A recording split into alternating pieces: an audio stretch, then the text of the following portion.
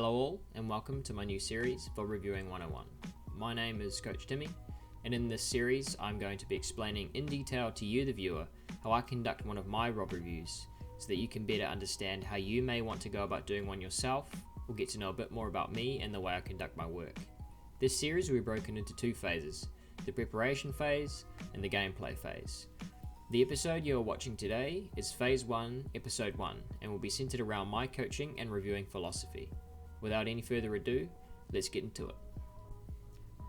The way that I've always looked at it is that there are two ways people approach VOD reviews. The first of these is in a micro view of things. When you approach a VOD looking for micro issues, you are looking to break down nuanced situations and mistakes you were in and made from game to game. Upon noticing these issues, you can bring it up with your teammates or notice it for yourself and start the discussion on how you can better play the situation next time. This way of looking at things is easy, allows you to pick up specific mistakes you're making in specific situations, and open up this discussion with yourself or teammates on how you would go about conducting yourself in a similar situation next time. However, my issue with viewing things so specifically is that it not only is easy to forget these fixes you come up with because of how micro you are becoming with your analysis, but that it is mainly because of how different each situation tends to play out in a game such as Fortnite. Enemies play fights in different ways because of different playstyles. You're in different positions on the map at different times in the game. For this reason, I tend to only use microanalysis to find recurring issues and with the way that people conduct themselves in fights, applying microanalysis in a macro sense. That brings us to the other way to look at things while doing a review, through the macro lens. In doing this, the reviewer, whether that be yourself, myself, or another coach, will be taking a broad look into all of your games and finding underlying trends that continuously affect your gameplay. With these trends noticed, a plan for the future can be made that takes these issues into account and works to counteract them, while accentuating your strengths. The reason this is my preferred way of analysing is because you get a broad understanding of the issues within your game that are constantly reoccurring. You will not waste time discussing silly micro mistakes you've made once and probably won't make again. By keeping the lens broad and focusing on the bigger picture, you can notice bad habits, bad fundamentals, and improve the theoretical knowledge behind your gameplay. However, much like the micro lens, it has its drawbacks. To be able to analyse the game in this sense, you need a very firm grasp of fundamentals and in-depth knowledge of how the game should be played in the current meta. Therefore, you need to be putting the hours in to understand how the best players are playing and why they're doing so well, then taking the defining characteristics of their gameplay decisions and mentally noting them for yourself. Doing this on top of putting time into playing the game can be difficult for some. I understand that to a lot of you, this idea of macro versus micro can be quite confusing. I understand why you may struggle with this concept, but once you wrap your head around it, you'll open doors to making yourself a better player rather than making yourself better at playing situations, which are two very different things. To give an in-game scenario, let's take a mid-game fight that was lost because of poor piece control. A micro-analysis will go into a review looking for the nuance and micro decisions that swayed the fight in one direction or the other.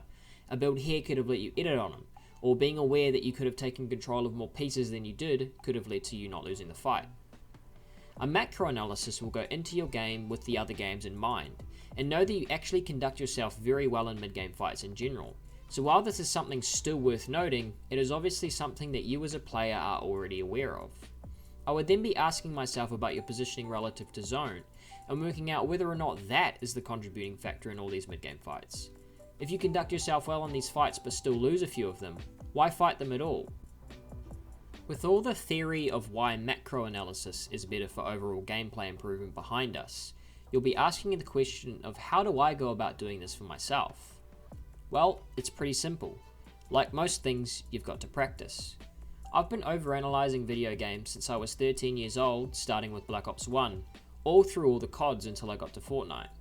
With 9 years of this experience behind me, I've developed a good sense of what information is garbage and what is useful as I review. To get you started, I'll give you 3 pieces of advice. To start with, overanalyze everything. This micro knowledge is still extremely important if you want to become a better player, but it can also be good practice to start applying it in a macro sense. The example I gave earlier about finding issues in fights in the micro sense, but applying them in macro fashion, is a really good way to get your foot in the door and become comfortable reviewing this way. Secondly, don't get complacent with your current knowledge. Fortnite is ever evolving, and the moment you feel like you're up with the current meta, something changes and you need to adapt. Don't be the person who gets caught lagging behind. Stay up to date with the best strategies as much as possible, and consume as much content as you can in your spare time. Lastly, try and pretend like you're a third party to your own gameplay. Don't give yourself a free pass for bad decisions, mistakes, or misplays. Critique yourself as if you were someone you dislike in an effort to be particularly harsh.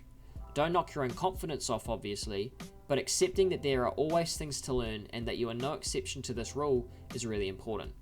Don't let things slip because you got unlucky. Find the root of the problem and find a way to fix it.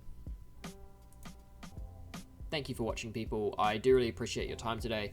If you enjoyed the video or if you found it helpful, hit the like button and subscribe for more. The next episode in this series will be focused on how you can go about fixing your mentality and setting goals for the coming tournaments. Thank you very much, and I'll see you guys later.